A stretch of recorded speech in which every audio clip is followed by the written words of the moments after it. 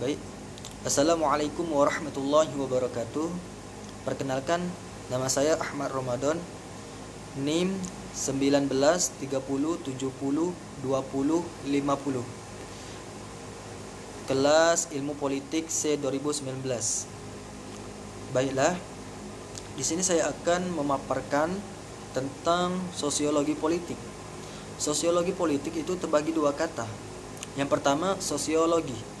Sosiologi itu adalah ilmu yang mempelajari tentang masyarakat, kelompok-kelompok sosial, dan tingkah laku individu atau individual.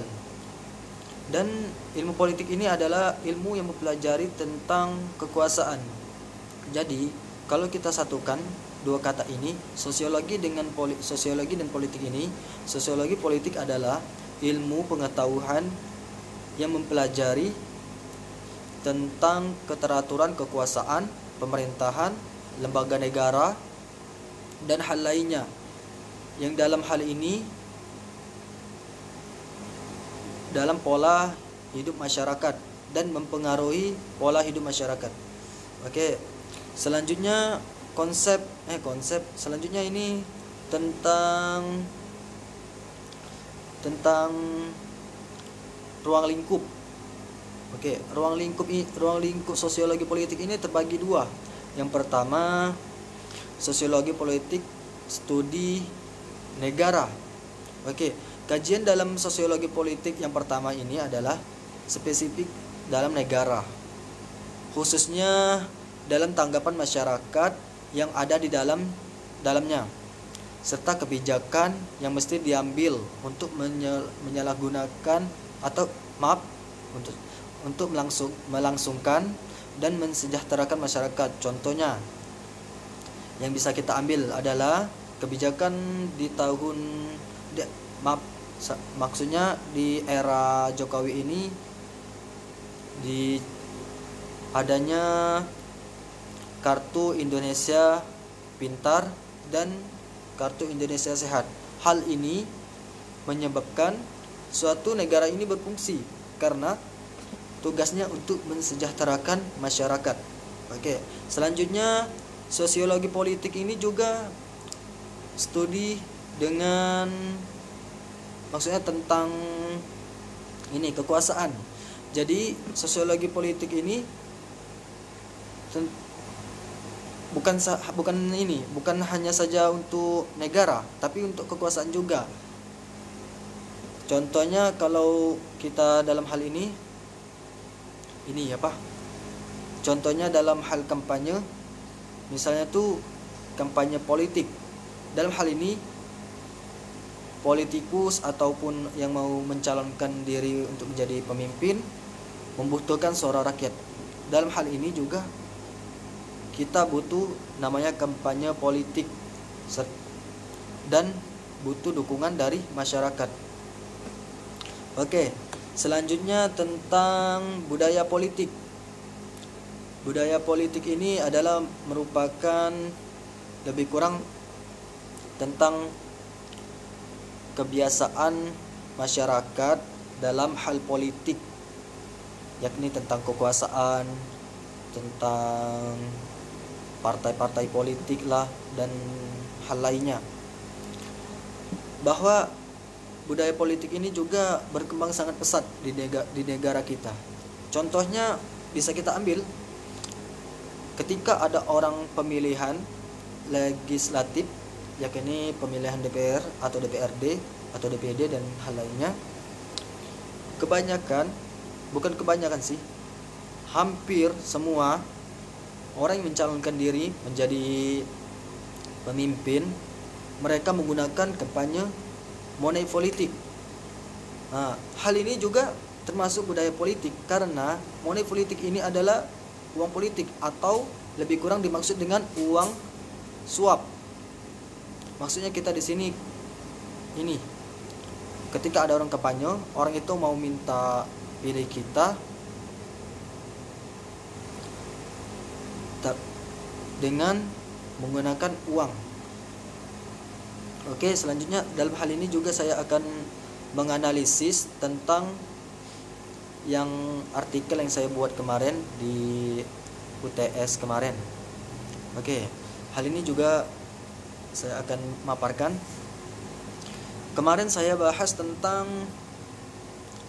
adanya money politik di Oganilir, pilkada di Oganilir di 2020 kemarin. Oke, hal ini karena saya dapat dari artikel, dari berita di Google. Nah, dalam hal ini saya melihat bahwa pilkada kemarin di 2020 kemarin ternyata masih ada namanya money politik. Hal ini yang bisa mengakibatkan kebiasaan masyarakat buruk, termasuk ini masa depan generasi yang akan datang. Hal ini juga akan merusak juga baik itu dari masyarakat maupun yang mencalonkan kandidat tersebut, karena hal ini bisa merugikan kandidat tersebut jikalau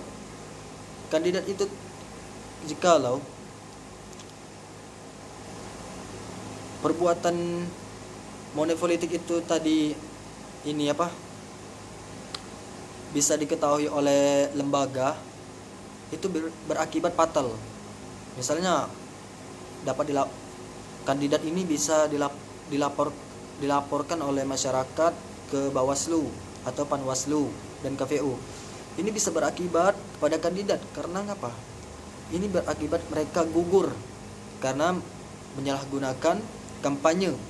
Padahal dalam peraturan kampanye itu tidak boleh adanya money politik. Dalam hal ini saya mendapat berita kemarin yang adanya money politik di Oganilir. Baiklah, saya akan membaca sedikit tentang artikel saya kemarin. Hal ini terjadi di Lubuk Kliat. Yang melaporkan ini adalah Pak Harsono, warga Kecamatan Lubuk Kliat. Beliau ini melaporkan langsung hal kejadian itu ke LAI, Lembaga Aliansi Indonesia, pasangan calon Panca Ardani. Maksudnya Lembaga Aliansi Indonesia, DPD Sumsel, Dewan Perwakilan Daerah Sumatera Selatan. Hal ini juga bisa mengakibatkan paslon nomor urut 2 ini gugur. Karena mengapa?